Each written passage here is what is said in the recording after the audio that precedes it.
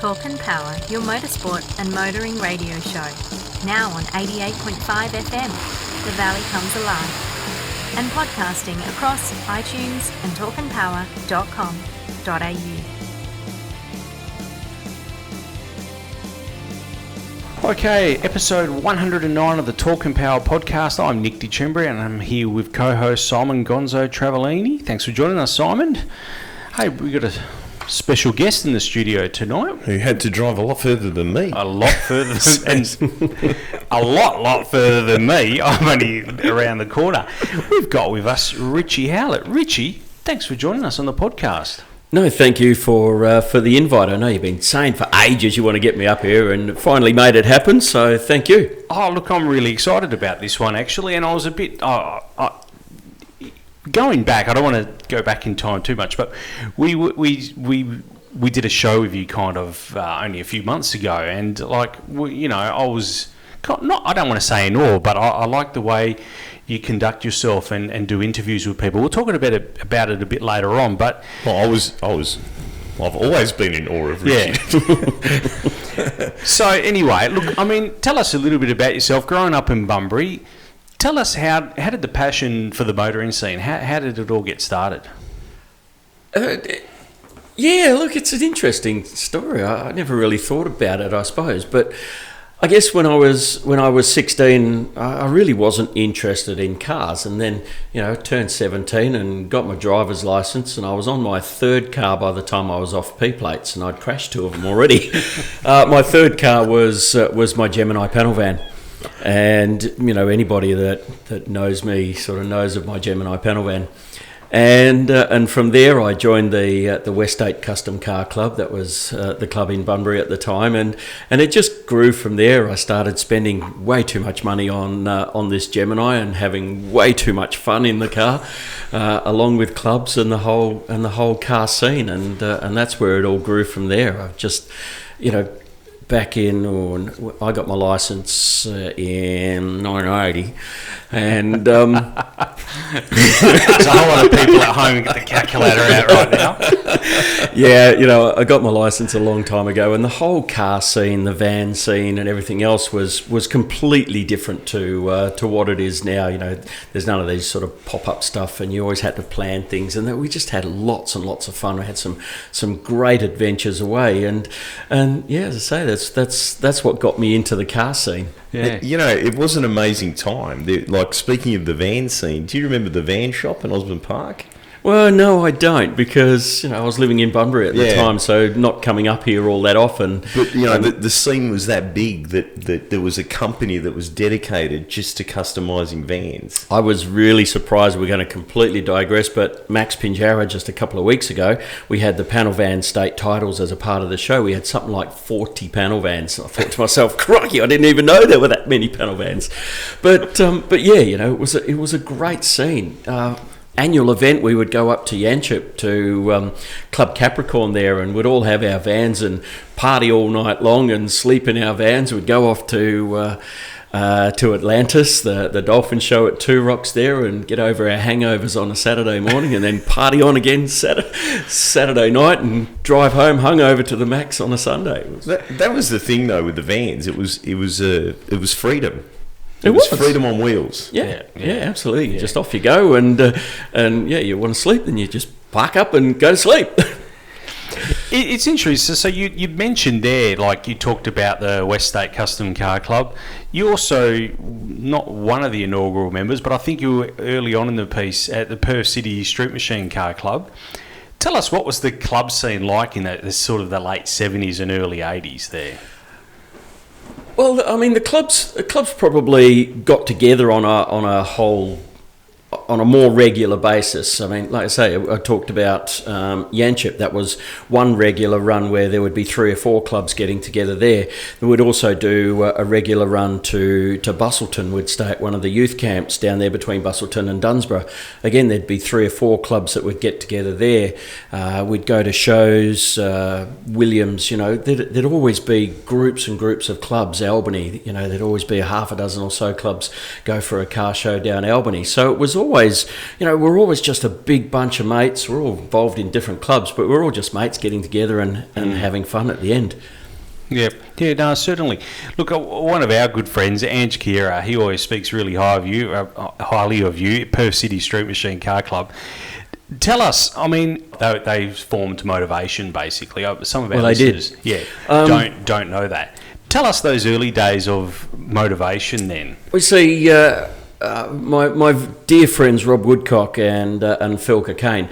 At that time, Phil had a Gemini panel van. Woody had an Escort panel van, and they were part of. They started with Panthers Van Club, and then it kind of morphed into a small van association, which kind of morphed into Perth City Street Machine Club. So those two guys got it all together, and then they sat around a table and thought, well, we need to run a car show, and Summernats started in '88, so I guess it must have been 1987 at the Motivation's a year older than Summernats. Bam always tells me that. He goes, we're 1 year older than Summernats. Yep. Yep.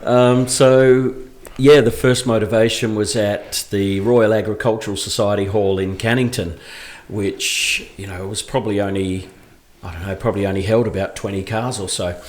I remember that because I was living in Bunbury. My mate Peter Townsend, his neighbour, had a Pontiac GTO, and his neighbour said, well, Pete, you can take that up to the car show if you like. And so him and I flew, and I quite literally mean flew up to Perth in this Pontiac GTO and had that on display for the day, and then that was a really cool day. Motivation number 2 went to Richmond Raceway in Fremantle. Richmond Raceway at that time was a trotting track. It's gone now. The entry gate's still there. But that was a trot track, and so Motivation number 2 and number 3 went to Richmond, and then it went back to Cannington Central. Went to the Greyhound track for Motivation number 4. Motivation number 4 was probably the last car show that my Gemini saw. Yeah, okay, all right. Yeah. So tell us, how did you morph from being an entrant or a member of the club to the microphone at Motivation? By that time, I had moved to Perth. I was working in supermarkets, so I got a transfer to Perth. I was working at Coles in Belmont. And anyway, so I was a member of Perth City Street Machine Club, and they said to me, Rich, you talk on a microphone, because I'd be the one. Saturday morning, hey, we've got barbecue chickens for sale.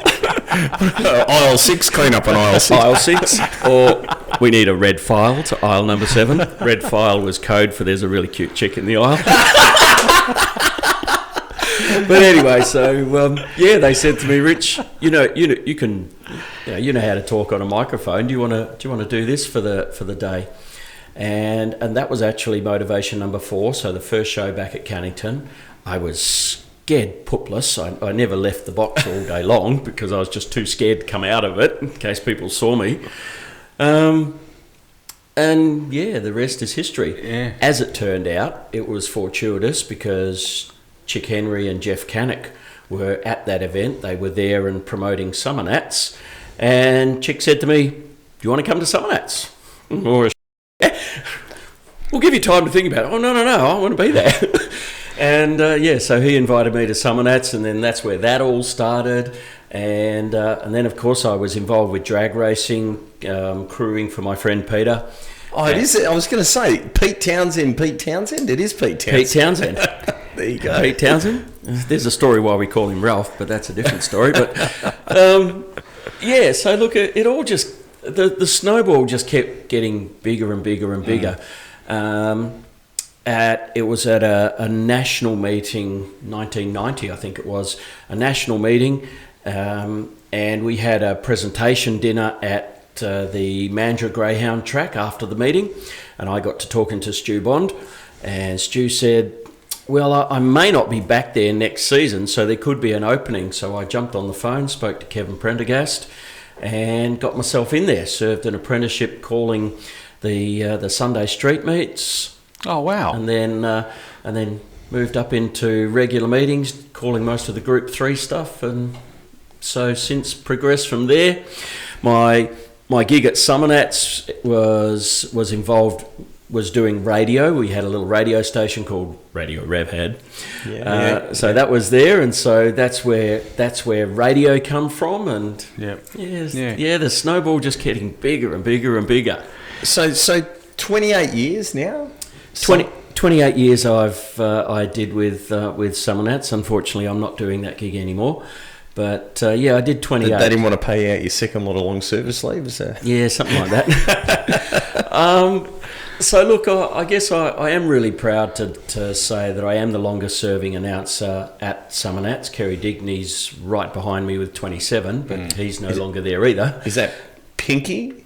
No, Pinky. That's Gordon Fellows. Is Pinky? No, he came along a little later down the track. But is he still involved, or is he? No, he's gone as well. He's gone as well. But yeah, so I'm pretty proud to say that I am the longest serving announcer at Summernats. A while ago at the show you did with us, you spoke in detail with Mark Happy Williams, funnily enough, about him winning Grand Champion a few years ago. Yep.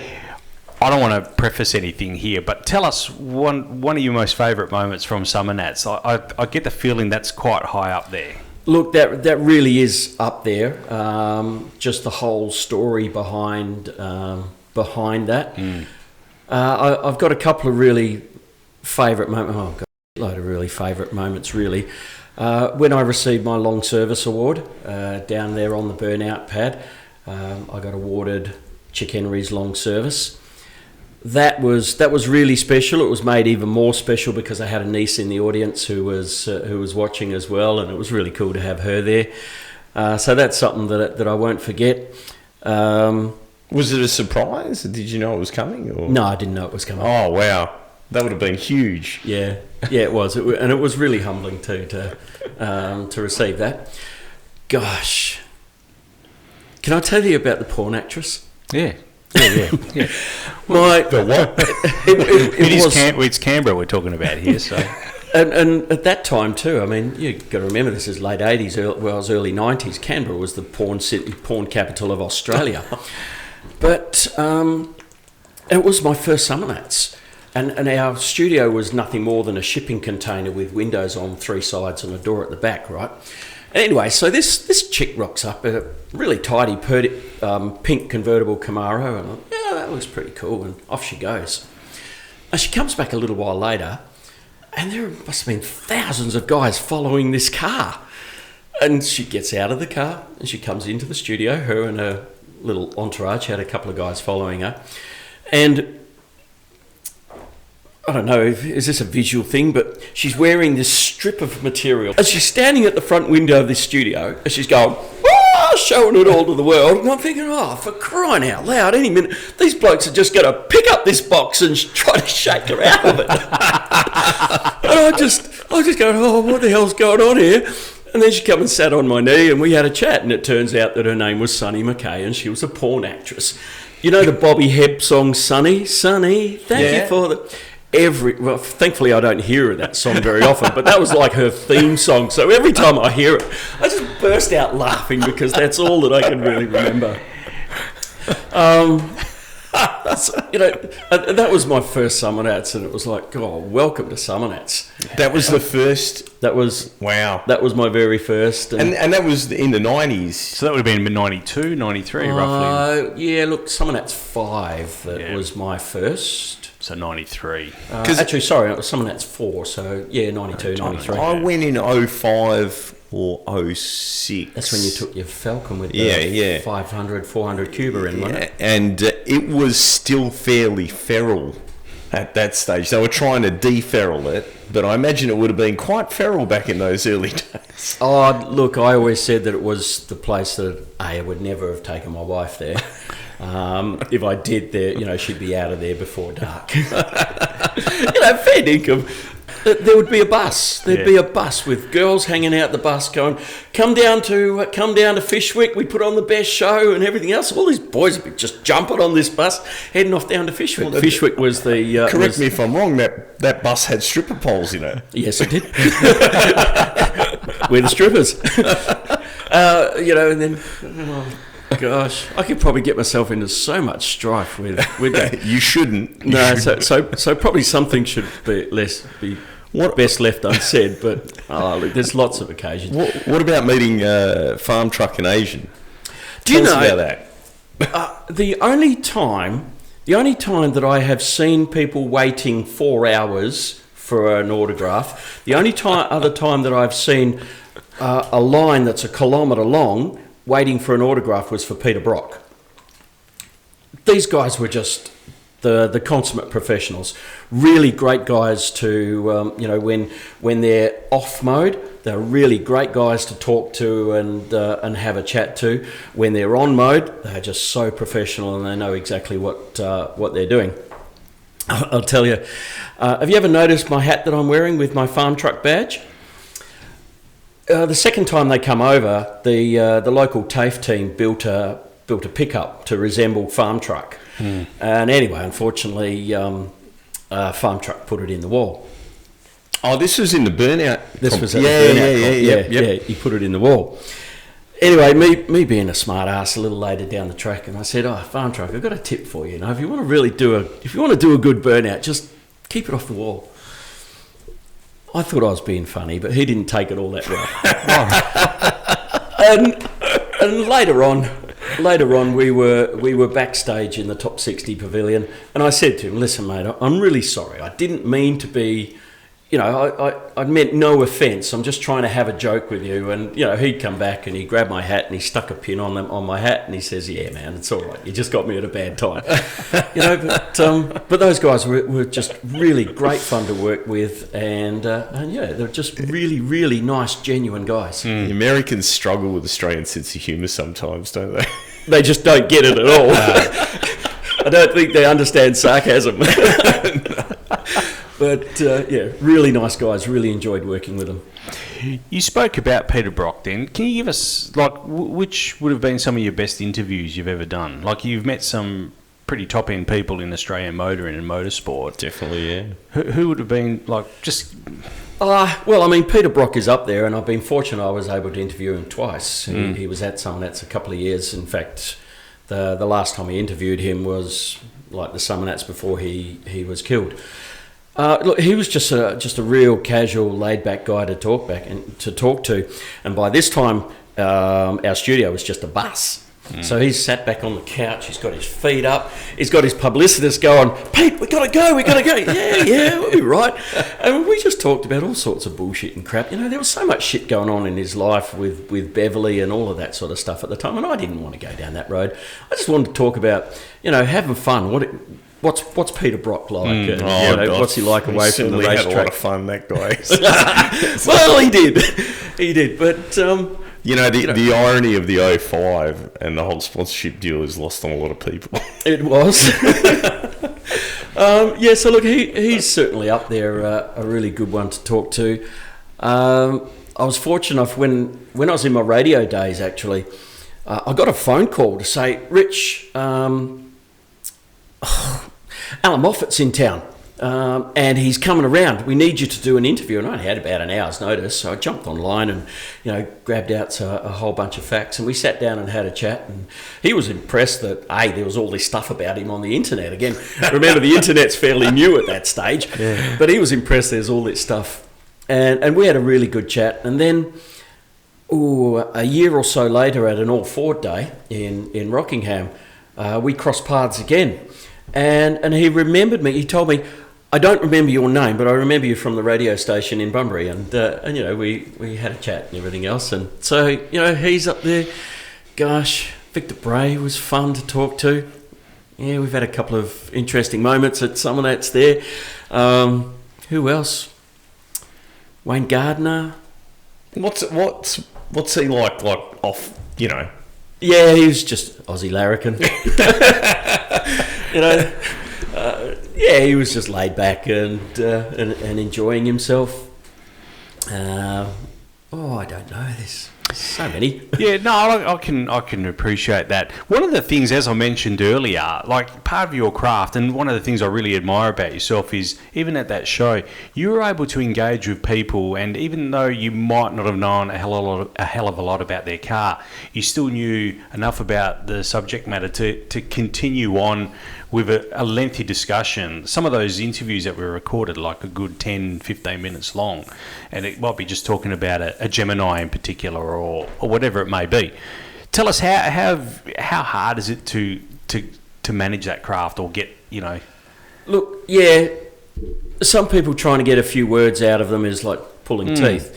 But what I usually find is, and especially with their cars are their passion and they love to talk about it. Yeah. And I'm not... I mean, I love the car, and it's all nice and shiny and blingy and everything else. But what I really love is the story behind the car, where the cars come from. Why does that person have that car? What's really special about that car to that person? And that's what I really love to find out. And that's where people are really easy to talk about that sort of thing. Me, I'm a mechanical dumbass. And I look at an engine under a bonnet, I couldn't tell you if it's a 350 or a 327 or what, I don't know that sort of shit, and I really don't care about that sort of stuff. What I really like to know is, why do you have that car? Why is that car important to you? Yeah. And cars are like music. Everybody can relate a certain song to a certain time and place, be it a good memory, be it a bad memory, and cars are exactly the same. And when we did the Gone But Not Forgotten show, everybody had a story. Yeah. Oh, look at that Statesman. I remember my grandma had one of those and she used to take me to school in it. And, everybody's got a story about a car, and that's what I really love to try to get out of people. That was an amazing show, and it was amazing listening to you talk to, the owners of so many cars there, and listening to those stories, and the way that you got it out of them, just put them in that position where they felt comfortable to talk about it. I mean, most of those people would never have had a microphone stuck in their face. Well, I don't know. I guess maybe I just find it easy to make people feel comfortable. Again, when I was doing radio, when people would be getting nervous, radio's a little easier because there's a studio and there's nobody around. But I would tell people it's just me talking to you. And it's the same sort of thing. I just tell them it's just me talking to you. Say whatever you like. Oh, did I just say that? Sorry. and that's what I try to get to them. It's just me talking to you about something that you're passionate about. Yeah.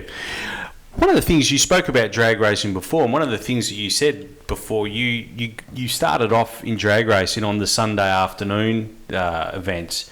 Tell some people about that, because Simon and I used to go down there quite often on a Sunday afternoon. We had the Dado at Ravenswood, and we your little 240 260Z, wasn't it? Yeah, it was actually 280ZX. But anyway, sorry, I'm on the right path. You know what? I knew he was going to say that. You know. The thing is, though, it looked more like a 240 or a 260 because and no one really knew this about that car. It was an ultra rare. I think there might be 3 in Australia, if that, short wheelbase. Yeah. Because whenever you think of the 280ZX, you think of the hairdresser's one with the Targa top. Yeah. The T-top or whatever you want to call it. Whereas that one was about that much shorter, right? And how I found out was one of the doors was a bit sketchy, and I bought, from a wreck, I bought another door for it, and I sandblasted the door and prepped it all and put it in, 2-pack primer and everything, got it all ready, and I just bolted on the car just so I can square all the lines up, get all the swage lines right, lined up and everything, and I went to shut it and went, ooh. It don't fit. It don't fit. No. So it was about 6 inches in the door and about another 6 inches in the body.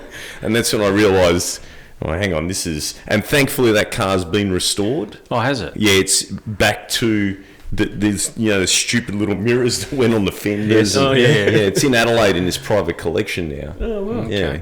But But yeah, Sundays were just a lot of fun. Of course, they are, I guess, similar. Prize money was good too, Stu. The prize money was good. $500 if you call for a me win. Stu again, I'll punch Sorry, Rich. Because I just read Stu in the notes. Sorry. But yeah, they were a lot of fun and a great area to cut my teeth. And I tell you, I remember some little kid in the announcer's box up there too. He'd be running around, and every now and again he'd have a bit of a chat, and his name was Nathan Prendergast. Oh, really? But they were great. They were really great days. I mean, I fondly remember, and that's why I've always said Sunday afternoon is something I think that the team at the Motorplex needs to look at again. Well, even the Fast Fridays. Well, Fast Friday's back on. I'm hearing rumours about Fast Friday being back. Yeah. But a Sunday afternoon, even if it's just a 1/8 mile, no lights, just come down and race and have fun. Yeah. There's so much that they could do down there. Like, you see how big the no prep deal is in the US. Yeah, I know. I guess it all comes down to people at the end of the day. There's so much going on there at the moment. Do they want to burn their crew out altogether? We've completely digressed. Yeah, Sundays at Ravenswood, they were a lot of fun, and a great place to learn the craft and to learn about drag racing and how it works and everything else. But it wasn't just you learning the craft. There was a lot of guys on the track learning their craft. Eddie Tassoni. Yeah. Yep. Yourself as well, and I've forgotten some of the names, but yeah, there was a number. There'd be many races that have come up from a Sunday to go on to proper National Open racing. Yeah, I started in the late 80s, 89, and then I realised that I had to be a bit more efficient and organised to actually make it past first round. So it wasn't until 96 that I had a good crack at it. Yeah. But yeah, I did the same thing. I started on the technology. Gotta love it, don't you? Yeah. I started on the Sundays and the Wednesdays because I wanted to be prepared when I went down there. Mm-hmm. But Pikey was really casual. I remember one meeting we were down there. He said to us, "Oh, if you want, I'll hang around so you can get a couple more runs." Because that was the beauty of Ravenswood, though, wasn't it? It really was just a casual, laid-back sort of place, and we were never on curfews or anything like that. It would just happen. I think it was just the 90s, man. Like the 90s and well, it could have been that as well. Just everyone seemed to be more relaxed. Yeah. I think devices and that probably have soaked up so much of our time now that we just want to get on to the next thing that we need to do. Mm-hmm. Back in those days, it was like a couple of hours to get there before you even started. Right? I don't know how we used to make it on Wednesday nights. It was, I remember like 4 o'clock, I was out that gate, But that's all. I mean, I think the statement you made about devices as well. We had less distractions back then as well, and to give up a Sunday afternoon, or most of Sunday really, was no big deal back then. Yeah, but it was even casual down there. I don't know if they'd continue to run events at the Motorplex if they had the numbers. Because sometimes there'd only be like 15 cars. Yeah, what was that street eliminator? I can't remember exactly what it was called, but there wasn't. Remember the prize money was good. I remember that it was $500 for a win, $100 for runner-up, $500 for a win. And I mean that's why I went. That's the only reason I went. Pardon the pun, but I'm going to change tact a bit here. You once wrote, 1,000 horsepower, doing 22 turns on a track about the size of a football field in less than 60 seconds. Sound exciting? You bet it is. Come and check it out. That really does sum up jet boat racing quite well. When you wrote that, it's fairly accurate. Tell us a little bit about the work you do for the West Coast Jet Sprint Club. 3 or 4 years ago. Where are they based? Down in Baldivis. Baldivis, yep. Where Bonnie's water ski park is. They're just at the back of that. But 3 or 4 years ago, maybe a little bit longer, I was at Motorvation and a gentleman come up to me and said, "Hey, we need an announcer at the Jet Sprints. Do you want to give it a go?" I thought, "Yeah, I'd love to." And mate, I was just blown away. It's such an amazing, exhilarating sport, and you know what I wrote there sums it up perfectly. I mean, you know, we talk all the time about about top fuel and just how rapidly they accelerate. Well, they do, but a jet sprint boat will accelerate nearly as quickly as a top fuel.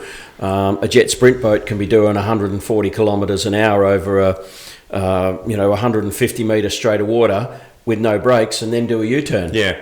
Try doing that in a top fueler. I was watching it a couple of weeks ago with my wife, and we actually felt ill. Mate, you actually hop in a boat. So I said to her, I've been involved in motorsports for as long as I can remember, and driven most things.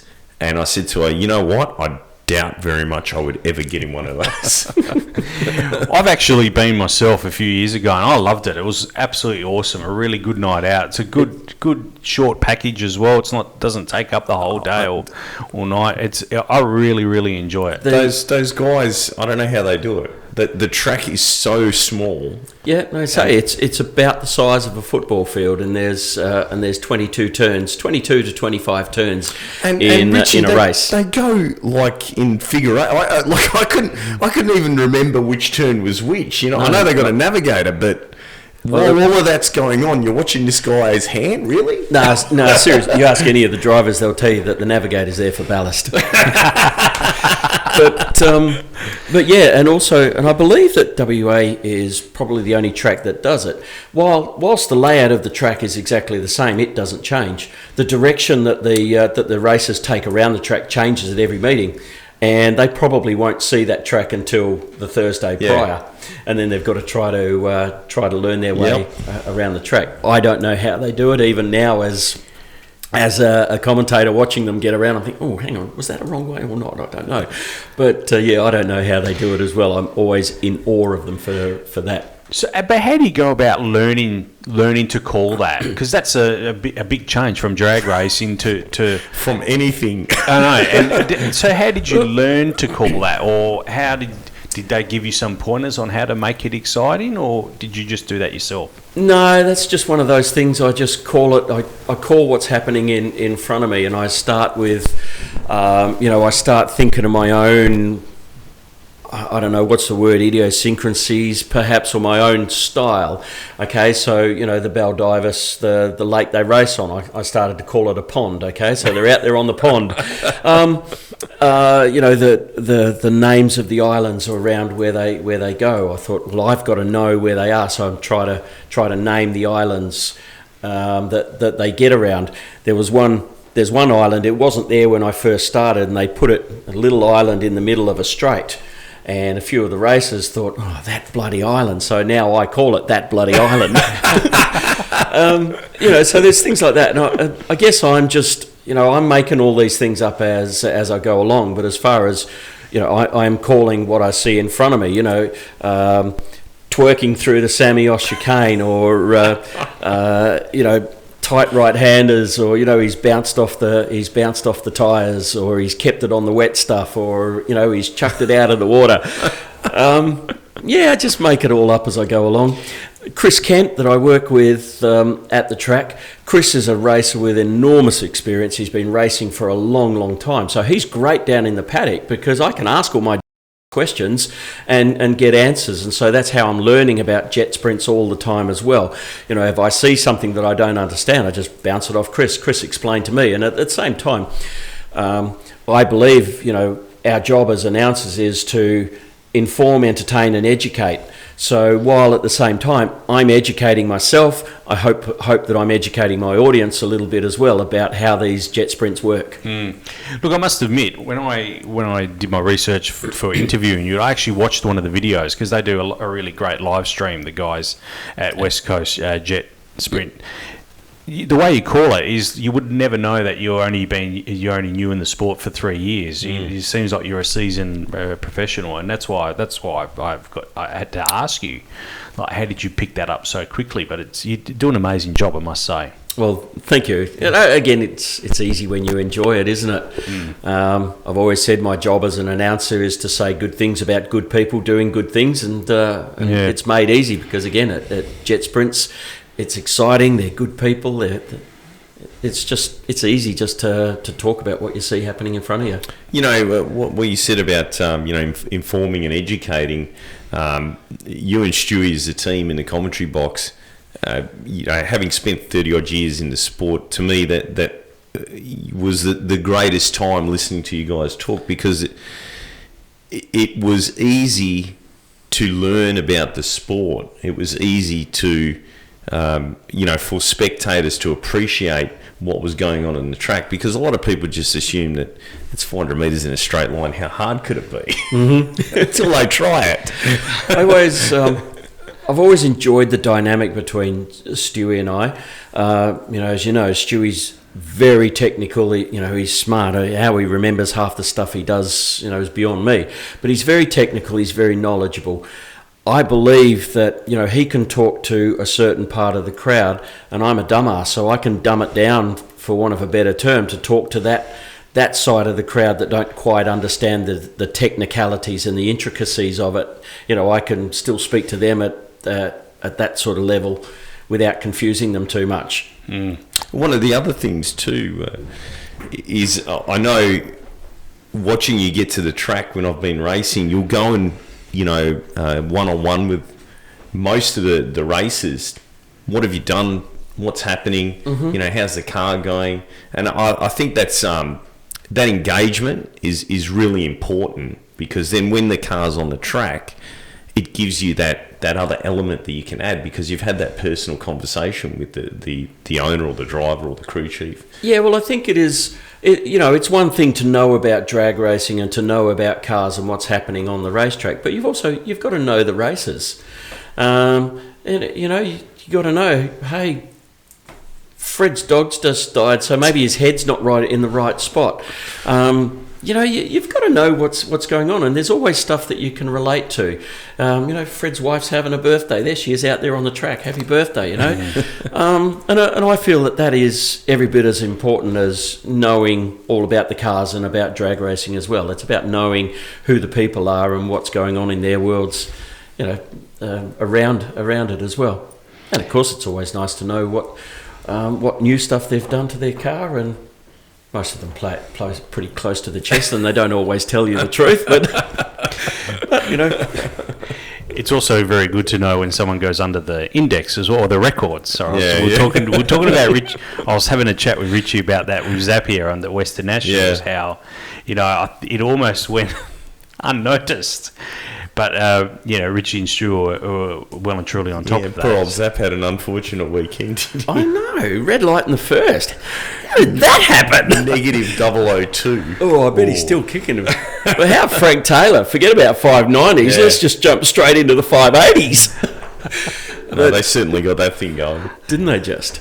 But, yeah, like I say, getting around and talking to the racers is very much a part about what you do, and I do exactly the same at the boat racing. I'll go around and chat to the racers, see how they're getting on, have a laugh, have a joke.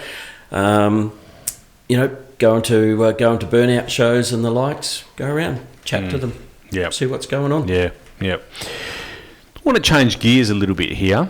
We've talked about your commentating and what you've done there. I want to talk about your promotional work and you as a promoter, event promoter. Start us off a little bit with the Shannon's Southern Coffee Cruise in Mandurah. This is a monthly show, and you alternate between Mandurah and Bunbury. Is that right? Yeah, that's correct.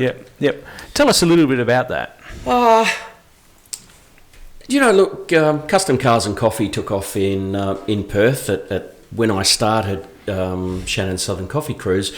It was at Midvale, and people would say to me all the time in Mandurah, it'd be a great event, but it's such a long way to go. I've got to go all that way. Somebody should do something down here. I'm not a somebody should person. And anyway, so I did an event in must have been in November or December or whatever, and it was pretty good, but I was thinking, do I really want to do this?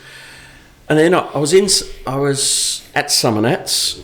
It was time of the Waroona fires, and I'm over there thinking, holy shit, this isn't good. So when I got back, I decided I'm going to run another car show and we'll raise money for the fires. Well, that was huge. We had over 200 something cars, and we raised nearly 4 grand for the fire cause, and really that's when it all started. I thought, we are onto something here, so I started doing that event on a regular basis. At that time, some friends of mine were collecting for Camp Quality, so I would contribute the money that I raised to Camp Quality. Later on, I started doing it for myself for variety. And anyway, so we did that for a couple of years, and then somebody says, somebody should do this in Bunbury. Oh, okay, here we go. Anyway, I'm a Bunbury boy, so I thought, let's give it a go. So we started doing it in Bunbury, and now, when were the Waroona fires? 5-6 years ago or so, and we're still going strong. Mandra's great. I could probably see around 200 cars, give or take a little bit. Bunbury, I'd see probably around 150 or so cars, and we just raised some good money for variety. And I was doing some maths. I think in the 6 years or so that we've been doing it, I raised pretty close to 40 grand. And they've gone to various causes, the bushfires, the Board family. We had a really good show for the Board family when Anita had her crash. There's been a couple of bushfires since that we've donated to, and then, as I say, there's some incredible cars in Bunbury too. There's some really cool stuff around. I know Nick was saying that you guys are heading down there in a couple of weeks for their Anzac Day show. Well, it's on Monday the 26th for the Motor Museum, and I think you'll be, if you're going down, I think you'll be pleasantly surprised at some of the stuff that'll turn out. Yeah. It is. It's a bit of a mecca for some really nice cars in Bunbury, as you said. There's one that I know of. I don't know if it's debuted or not, but it's a Valiant, an early Valiant with a twin turbo LS in it. Oh no, I haven't. Radical. I haven't seen it. Like a radical, and you know who it is, but I'm not going to go into it in case he's got some spectacular debut plan for it. But I haven't heard the panel and paint on this car and the finish is just ridiculous, and he intends on racing it. That's primarily why he built it. But there's so many cars like that, and you just came back from Bustleton, down south. I'm always amazed at the cars that are hidden away down there. The scene is alive and well down there, that's for sure. It reminds me a lot of running on empty. You know what I mean? And there's still those sort of style of cars too. Don't burn the Kev. No, we're not quite that. We're not quite that far bush.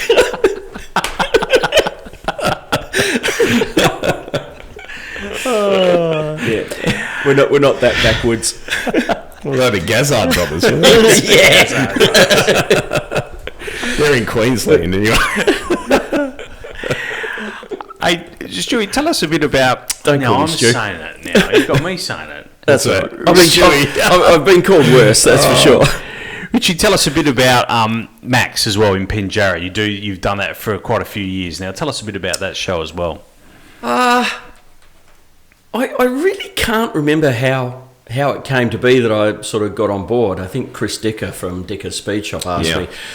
He was involved with getting that event off the ground. He knew that I was around town. I'd only just moved to Mandurah at that time. And so he pulled me in on board to get this event up and running, and we have. And this event was our 12th year. Yeah, it was actually our 11th event, but we had to cancel last year. But this year was the 12th year of the event, and it's just something that's grown from strength to strength, and it's something that has become a real part of the motor scene calendar. Yeah, Pinjarra is such a beautiful little town as well, isn't it? It's a great little part of the world, and it's nice that we can do this event and attract people into the town, and that event will see 5,000-6,000 people through the gate on the day. Yeah, Chris is a big car enthusiast. Has been for a very, very, has been for a long time. Built some amazing cars. Yeah, he has. Yes, he's a clever guy. Yeah. Richie, tell us a bit about the Peel Rod Run. You're working on that for next year. Tell us, or looking at working on that. Tell us a little bit. I really like the concept of that. Tell us a little bit about that one, if you can. Again, It's been an idea that's been bouncing around in my head for a lot of years, and then I was having a chat to, was actually Chris Bitmead. Must have been not Christmas just gone, but Christmas last, and it really brought it out and said, okay, look, bugger it, it's really time that I've got to get and do this event. And whilst I've never been to events like the New Zealand Beach Hop or the Bright Rod Run, this is the kind of atmosphere that I want to try to create in Mandurah. You know, bars and bands and cruising and having fun. It's not a static car show per se. It's all about getting out and about and enjoying your car for a few days. And yeah, unfortunately, you know, for COVID and a few other reasons, I ended up cancelling the event for this year. But I'll put Max to bed, and I should have that sort of finished by the end of this month, and then I'll really sort of put my head down and start work. And I really hope that I'll be able to bring the event to Mandurah for next year. Yeah, but yep. It'd be something that, you know, hasn't been seen. I really don't like to be. I don't want to call it elitist, but you know, it will be a steel bumper event. But I'm going to try to find a way to integrate, you know, newer cars into it, probably by having a coffee cruise style event alongside it. Mm-hmm. But you know, it'll be a steel bumper event, and it'll be all about that: bars, bands, cruising, and having a good time. They used to have one in Queensland. Cooley Rocks. That still goes through Surfers Paradise. Is that the one? Yeah. I believe that's. I think there was a Coolangatta. I think that's around Surfers Paradise, Gold Coast way.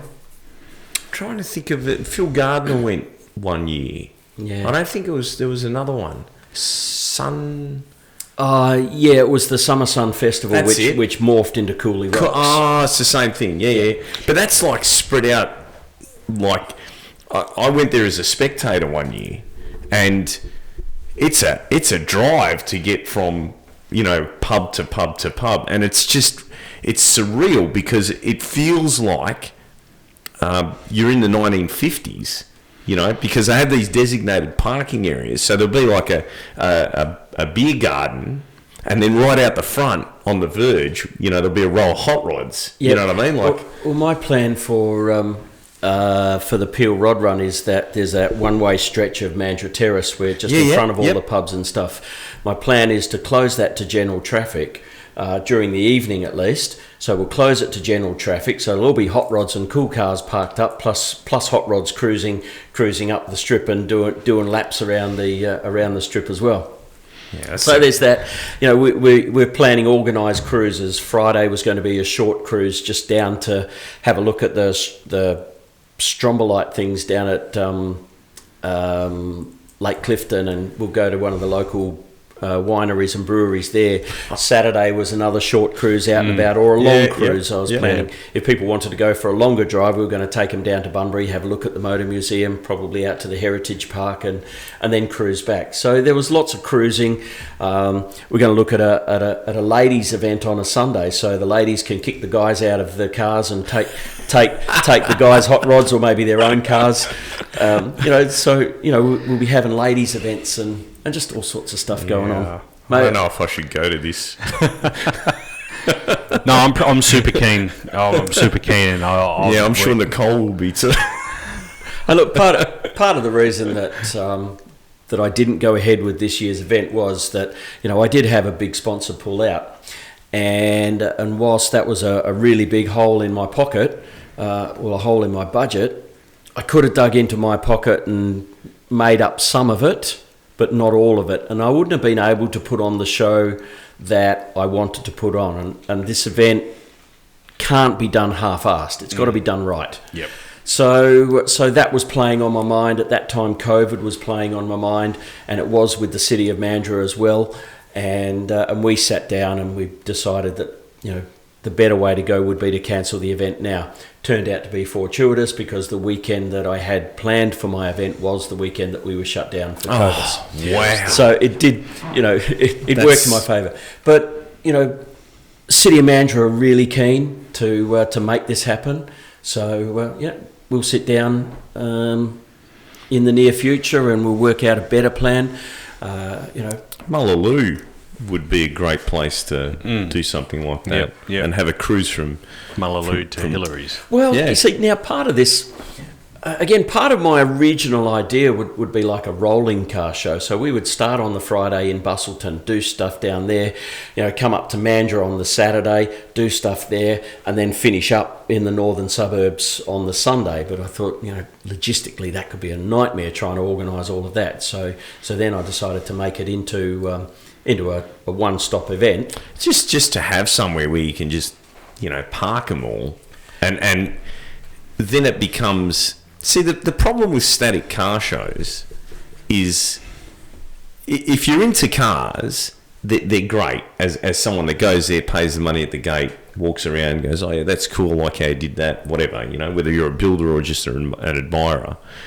But as an entrant, it's more for those glass cabinet type cars. Mm-hmm. If your car's a driver, it's nice to, watch people admire your car, but you want to get in there and enjoy it. And again, that was the atmosphere that I want to try to create. So over on the western foreshore behind the Ferris wheel and where I have my coffee cruise events, I want to create that car show atmosphere. So I'll have traders, I'll have a marquee with food and a bar and a band. And I want to create that car show atmosphere so paying spectators can come in and see something. But of course, it's always open, and hot rodders and entrants can come and go as they please and go and do laps. Yeah. That was, in the early days for me, Big Al's. That was what was great about Big Al's, because there'd be just as many cool cars in the car park outside. You didn't even need to pay the entry to get, you know what I mean? You could just walk around and go, check this out. Again... The timing of the Peel Rod Run was very deliberate. Big Al's poker run is no more, and there is this kind of hole in the calendar. That's why I really wanted to do this event in February was to try to fill that hole where Big Al's used to be. It's a shame that no one's kept that tradition going, I think. To be fair, I think they've tried to keep the Perth Poker Run has been 2 years now running. It's probably not I did one. There wasn't the same feel as Big Al's, but I don't know. That's just my view. But I think they're trying to keep it. He was like you, Stu. I'm doing it again. Rich. He was very passionate about it, and he had to put his foot down a couple of times. I was there one year, and I knew the person that was involved in the incident, and it was. I think he was justified in what he did. You don't want to ruin the name of an event just because of one person. So sometimes you need to be. Do you know, as a promoter, that's really your one biggest fear, and we see it on Facebook all the time. It only takes one person. Yep. One person just to ruin things for everybody else that does the right thing, and that's my single biggest fear, is that somebody's going to do the wrong thing and all of a sudden I'm told to shut down my events, or worse, somebody gets hurt and then it's going to come out of my pocket. Well, Summernats, we were both there that year when things got a little bit silly. Mm-hmm. And that was a professional that was paid. Yeah. So it doesn't take. No, it doesn't take much, but that is my my one biggest fear. Yeah. No. Touch wood, we haven't had that, but completely understand that. Talking of, I want your view as a promoter. WA. Just before you go into that. You know when that happened with Big Al's, right? His immediate response, he was standing there and he goes, "That's it, no more Commodores." Well, and I was standing there when it happened. I was, oh no! I got to say, I actually never went to Big Al's Poker Run because I was in Bunbury. The timing of it, right? The drags were always on that weekend. January and early February, really, really crazy busy times, okay? So I had a wedding anniversary at the end of January. I had a wife's birthday early February, and all of this sort of stuff. It just never happened. And if I had a free weekend in amongst all of that time, that would be my time for birthdays and wedding anniversaries, and it invariably ended up on Big Al's poker run. So I just never got the chance to get there. You know, we would go to whether they started at Bassendean or they started at Burswood. We would go there in the morning, have the car on display, and load up, and then go to the drags, make the last qualifier. I remember you did that a few times, actually. I liked Al as a person. Yeah, he was a hard man, but you knew where you stood with him. Absolutely. You know what I mean? And if you did the right thing, he was always, you know. Yep. And I liked the event. You know, it takes people like yourself to keep this going, because if everyone just talked about it and no one did anything about it, it would just never happen. And it doesn't take long for us to forget this kind of stuff. Yeah. You know what I mean? And then to get it happening again, it's, you know, you look at what's going on with the drags in South Australia now. They're constantly trying, but it just never seems to get going. You know what I mean? Because it's been so long since they had regular, you know, week in, week out racing there. And I think car events in general, whether it be Cars and Coffee or car shows like Motorvation or, you know, whatever they may be, if you don't have people like yourself that are committed to it, it's just not going to happen. And then if it doesn't happen for a long period of time, it gets forgotten. The whole car culture will disappear. That's you know, ultimately what it is getting harder though. You know, the whole pop-up car show scene has changed everything. You know, gone are the days where people really want to be tied into a car show for all day. You know, they prefer the come and go as they please type of thing. So the whole car show scene has changed, and car shows kind of have to change with it. I think the reason it's become like that is because, I mean, I haven't been to the old Pagoda Ballroom event for a lot of years, but I do remember going there, and even when it moved to Claremont originally, and the quality of the cars was, you know, like they were all Summernats top 60 cars, you know. You know, that's why for me I needed to go to Summernats because that still, out of the, I don't know how many 100 cars or 1,000 cars are there, that 60 in that building, you know, they are still like that. But even Summernats has changed in that, you know, it used to be the go-to place for all the high-end car builders. If your car... Now it's becoming Motor X. Yeah. If your car did well at Summernats, you're the best in the country. But now those high-end car builders are all shooting for Motor X rather than Summernats. So, you know, things change. Yeah.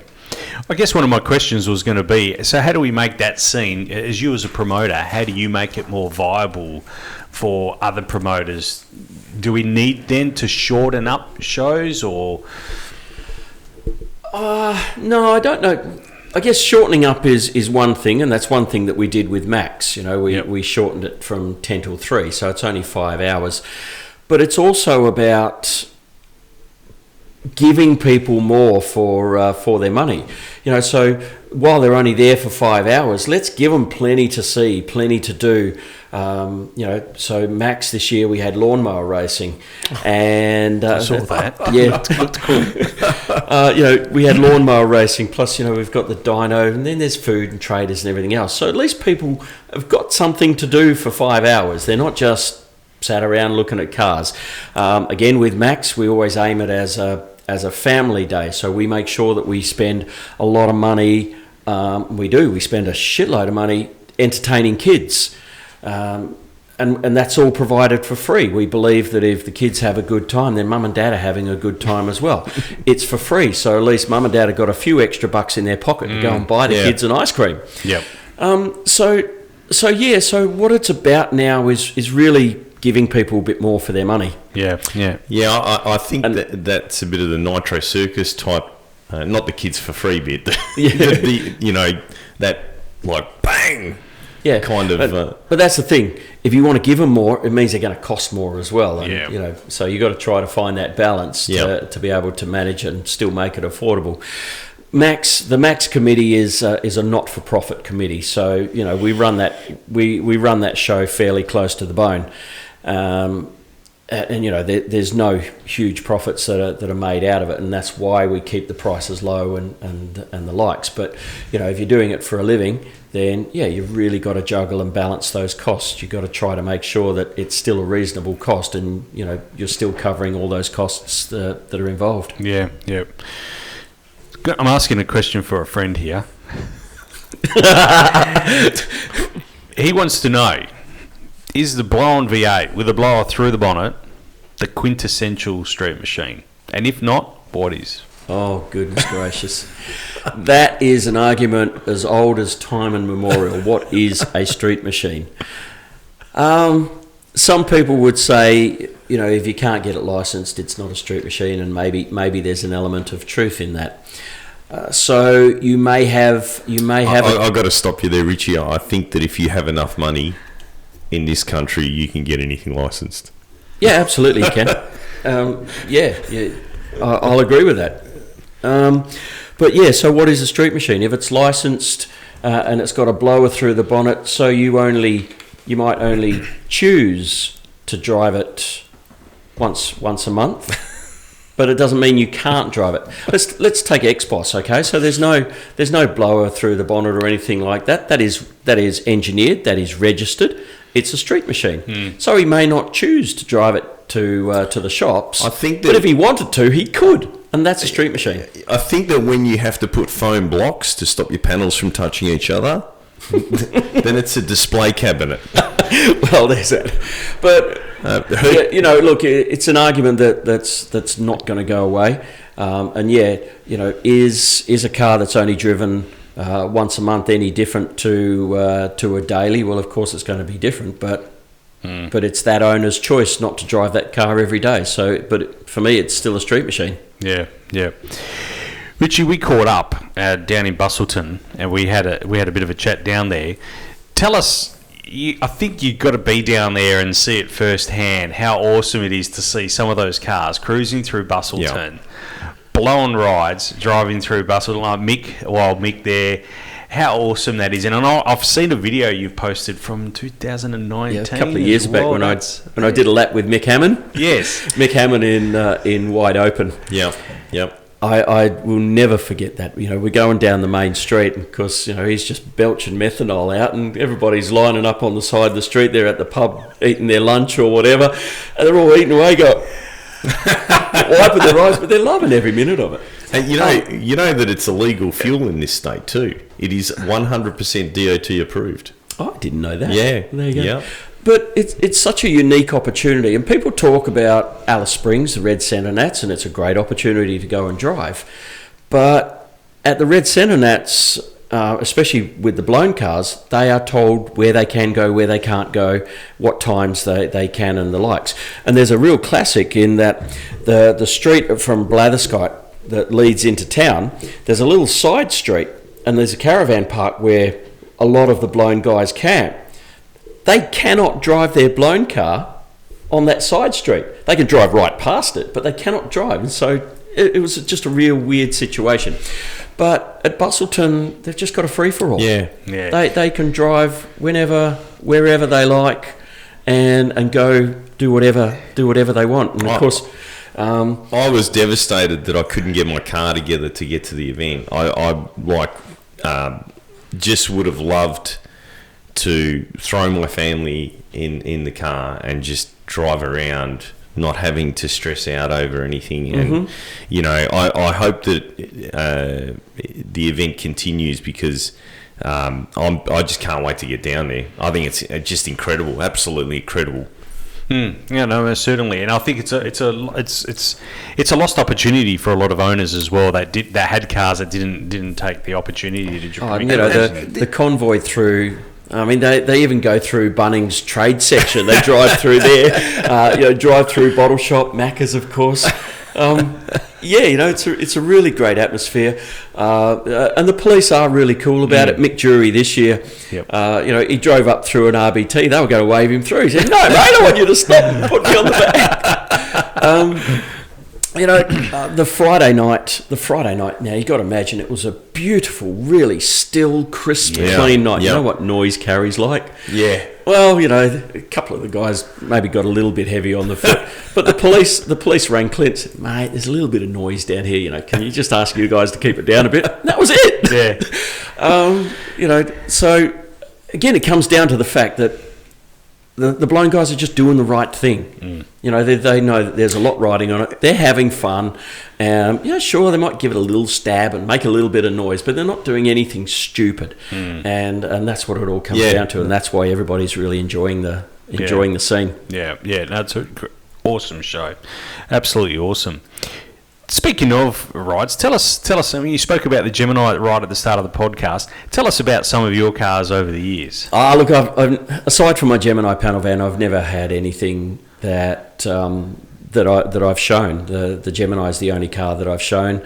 Probably, the rest have all been pretty bland up until now. That with my CV8Z.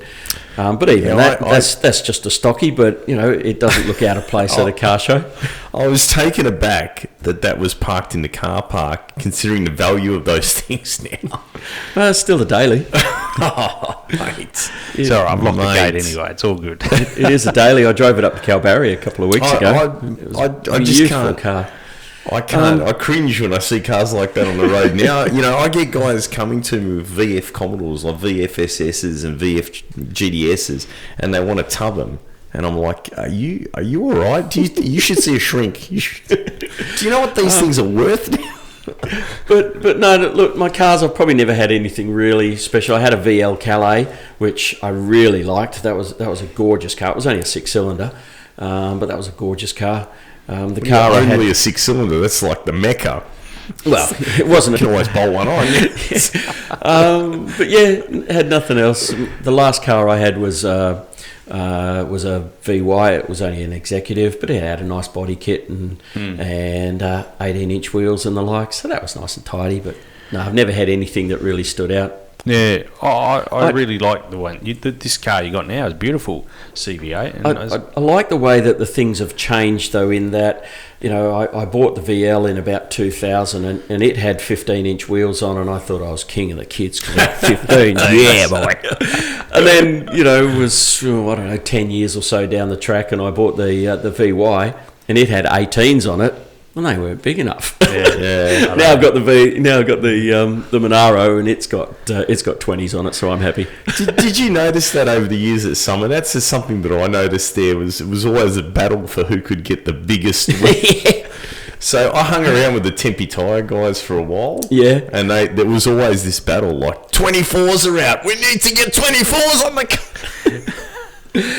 Some of them are going a bit stupid these days, but that Tirana was one of the ones that I thought overstepped the mark. I don't know if you remember. It had, I don't know what they were, but it looked like an elastic band around a 44-gallon drum, and it was tubbed, and it was just all rim. You couldn't see. Which Tirana was it? That was blue 4-door. That brings us to today's argument is, big wheels on old cars. Are they the thing? Yeah. I think the right wheel on the right car. The wrong wheel probably doesn't look too good, but the right wheel is good. I'm doing something different with the XY, and have you still got that? Yeah. Oh wow. Yeah, it's I spent the weekend fitting airbags to the front. Okay. And kits for American cars don't really fit on Australian cars. You're a clever man, Simon. I'm sure you'll work out a way to make them fit. I've got a machine shop, so anyway. But yeah, I because we sort of see all that Foose stuff where they make these custom big wheels, and he's a pretty talented guy in as a designer. But yeah, it is a big question mark, and it's always a risky thing. And sometimes you look at it and you go, I don't know if I'm into that. So we'll see whether I can nail it. But, you know, look, wheels are a subjective thing too, aren't they? I've always... I watched a documentary on a sculptor a few days ago whose his entire life work got destroyed during World War II. And it didn't come to light until many years after he died, you know, who he was and what he'd done and so on and so forth. And he made this statement that for me rings true for, you know, any old school car that I've built. You need to exaggerate it. It needs to be exaggerated. That's, you know, so whenever he did his artwork, he would always try to exaggerate the human form, you know. Mm-hmm. So when I see something like a muscle car, I want it to look like it's on steroids, you know. Yep. You know what I mean? I want the rake, I want the big tires, you know. And it's different looks that appeal to different people. That's Absolutely. What appeals to me. I also dig the touring car, the big banger, you know, the A9X, green's tough, yep. True blue with the big flares. Yeah. You know, I dig that look. I think done right, that's a cool look, and it's Australian. To me, that's a really Australian. But I think that's the beautiful part about the sport that we're involved in. Individualism. The individualism. Yeah, it is an art, and you can get two people with exactly the same car with completely different ideas and turn out you know, two completely different cars. And, you know, if it's not your cup of tea, then fine. It's not your cup of tea. Yeah. But, you know, as long as you can appreciate the work that's gone into it, and that's the thing, like, as a fabricator, when I see, you know, and it doesn't need to be a well-polished car. It just needs to be something that I can look at and go, wow, that's really smart what they've done there, or that's really innovative.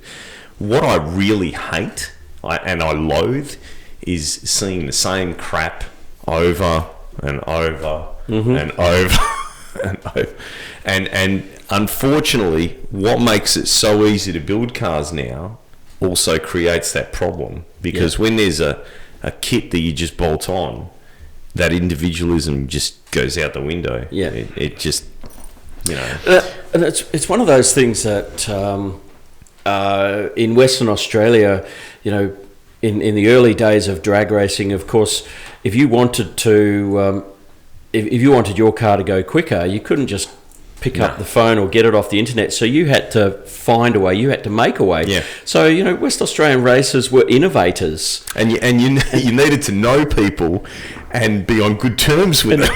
And look, to a certain extent, you know, racers still are, but of course nowadays it's just too easy to look it up on the internet. There it is, bang, bang, bang, make a phone call, and you've got it there in a couple of days. So some of that innovation is going, and it's the same with hot rodding and street machining and things like that. I remember in my early days, Luigi from Luigi's Heads. Luigi Coombs? Yeah, that's where, you know, like, he was the cylinder head guy, you know what I mean? And you kind of needed to know him. You had to be introduced through someone. It was true. And same with Chris Dimoff. Yeah. Because he used to work from the back of his mum's house. And yeah, it was the same thing. Someone had to introduce you, like, you know, oh, look, I know Chris. We'll go around there one night. You know what I mean? Yeah, but now it's all, you just jump online, PayPal. Yeah. You know, you can order a like 4,500 horsepower engine if you want. Yeah. You know, we're fortunate here in WA that there are still some very, very clever builders that are turning out some amazing stuff. Yeah. Hey, Richie, look, I just want to finish off with a statement that you made on social media once, and this sums up where we're at and what we were just talking about, actually. You wrote on social media, "I've always believed when it comes to wanting goods and services, you should always look for those who support the things that you like to do and give them first opportunity for your business. If you have a friend in business, try to support their business, not because you want mate rates, but because you value and trust their skills and experience and want them to help them grow their business and support their family. There are a number of companies supplying goods and services in WA that are built on that. We won't name them here, but it makes our scene such a great one." And I think that was, when I read that, I said, that is what here at the podcast we're trying to promote as well. Like, you know, I thought that was really telling that. Look, for me on a personal level, okay, when I was selling radio, people who were buying radio commercials were paying my wage. So it's only fair that if I needed something, I'd go and see them. And as I said, not because I want a mate's rate, but because they're supporting me, so I want to support them. We look around at all of these sponsors that support events like Max Pinjarra, who support all sorts of things through drag racing and the likes. And I really do feel that, if we weren't buying product from them, then they wouldn't be putting back into the sport. And, we've all seen it. You go to Kmart, you're paying for some executive's holiday home, where if you're buying from Simon, you're putting Simon's kids into a play group and putting dinner on their table. And for me, that's more important. I think the big thing too, if you use local people, look, anyone that I've done business with, ultimately we become mates, and you really try and help them out. You know what I mean? Mm-hmm. And yeah, for me, it's important that the sport grows. Obviously for the business, but because I'm passionate about it too. I mean, you know yourself. You've heard the stories from the races where, we went race back to Gonz's. He met us there. We worked through the night and we got it sorted. But I've always tried to support local businesses. Before I was involved in that side of it, just as a racer, because I think that we should all be like a big family. Yeah, absolutely. And look, they've got to be given the first option. If they can't help you with what you're looking for, well, so be it. But they've got to be given that first choice. Don't let price be the deciding factor. I mean, hopefully they'll be within cooee of what you're hoping to pay, without being redonkulously overpriced. But they've always got to have your first choice, because if they're not around, they're not supporting the things, and then all of a sudden you can't go there because nobody's there doing it. Sometimes there's a stigma. This is what I've found, that it's better from over east, or that it's better from overseas, and it's funny. Sometimes we'll be packaging something to send to America or to send to Victoria or New South Wales or Queensland, and people will be really taken aback by that. Mm-hmm. That why would a company from America buy a piece of equipment from a company in Malaga, or you know what I mean? But I guess they probably think the same way over there. Yeah, it's better from Australia. Get an Australian one. It's better. Just probably closer to home. My wife operates a cosmetic tattoo business.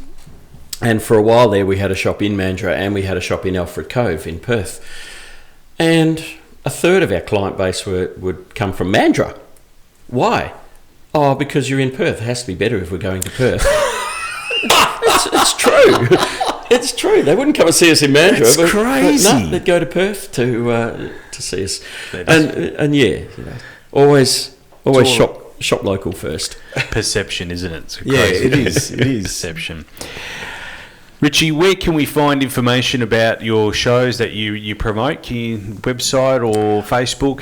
Facebook's probably the best one. Southern Coffee Cruise is always on Facebook. I don't have a website for that. Peel Rod Run, I do have a website for that, and keep your eye across that. I've also got a Facebook page. So keep your eye across that, and as news develops over the next few months, we'll be keeping you posted. You're going to let us know in advance so I can book a hotel and stuff? Absolutely, I will. Absolutely, I will. Richie does a deal with one of the local hotels, which was quite literally crawling distance across the road from where the venue was. Can you organise babysitters? I can see what I can do there. I've organised babysitters for the cars. See, what the whole area that we're going to be doing it in would be fenced. It would be lit, and I would have 24-hour security. So at least if you had a couple too many and you didn't want to drive, at least you could go home and you could leave your car there, and it would be as secure as we could possibly make it. So we're looking after that. I'll have to work on the kids thing though. But anyway, so that's Peel Rod Run. You can check that out. Max Pinjarra is just Max Pinjarra. Yep. But mostly Facebook is probably the place to go. No worries. Richie, really appreciate your time tonight, coming in here, driving all the way up from Mandurah. I know it's a decent It's drive. not all the way. But it's a huge commitment from yourself to come up here tonight, and we really appreciate your time in coming up here. Mate, it's been fun. It's been fun here just to sit and chat and shoot the breeze, so to speak. No, I've enjoyed it. Thank you. I was really looking forward to it myself. Yeah, actually, yeah, same. And I know Simon was as well. Todd's an apology for tonight. He's not able to make it, but yeah, hey, we really appreciate your time, Richie, and we look forward to catching up with you either down at a track or at an event. We'll see you soon, no doubt. I'll be quite positive that we'll cross paths again. Definitely. Maybe we'll need to talk on a more regular basis about what's happening with jet sprinting. Yeah, definitely. As we yes. head to the next season. Yeah. We'll have you on as a regular if we can. We'll do it via phone or via Skype or Zoom or one of those technologies that we have As available. long as to I us. don't need to get in one of those things. Oh, Simon, you'd love it. No, Do you know- no, do you I know, would be violently ill. I say it all the time when we're down there and we're talking about, it's called the ride of your life. It's for no strange reason. I've bungee jumped, I've skydived, I've done aerobatic flying, I've driven a V8 supercar, I've driven sprint cars, all of this stuff. I've done a lot. Nothing compares to being in a jet sprint. Now, you've drag raced, you know what sort of forward and back G's are Mate, like. I told you. But when you have lateral G's throwing you sideways and you're in the passenger seat, there's no rail, you're just hanging onto your belts. I felt ill watching. There was a camera mounted on one of the boats, and they played the whole, because the race is relatively quick. Yeah, around 50 so- to 60 seconds. Yeah, so they showed the same race a few times from a few different angles, but they had this one angle from inside, and my wife and I we were ill. Seriously, those guys must be physically up there with like fighter pilots, because the way those things change direction, I've never seen anything like that before. Like an electrocuted budgie, I describe it. See, we've machined bits and pieces for them. Mm-hmm. We've done little jobs. Ivan Safranak actually races one over east somewhere. He's sponsored over there. That's why he does it over there. So I know the concept of them. I understand how they work. I've seen those big 500 cube small blocks that they run, because Jeff obviously builds a lot of them. We do a lot of work for them. And I never in my wildest dreams imagined that it would be so violent. It just, has anyone ever clocked the G's in them? Because they must be. Not that I'm aware of, but I'll have to ask that question. But they'd they be must pretty be incredible. ridiculous. They, the things change directions. What was that TV series with the Lamborghini, the computer generated Lamborghini? Yeah, he was like a detective or something. Actually, there was another one that was a game. They got sucked into a computer game, and they did these 90-degree turns. Okay. That's what it reminds me of. Anyway, guys, never say never, mate. Never say never. That's not something that I ever. I'd probably be interested in campaigning one as long as someone else drove it. Anyway, look, it's been an absolute pleasure to be here, and thank you for having me. Thanks, Richie. Really appreciate it. Episode 109 of the Talk and Power podcast. Thanks for coming in, and thanks, Simon. Thanks for joining us once again. Thanks. All right. Take care. See Cheers. ya. Talk and Power, your motorsport and motoring radio show. Now on 88.5 FM, The Valley Comes Alive. And podcasting across iTunes and talkandpower.com.au.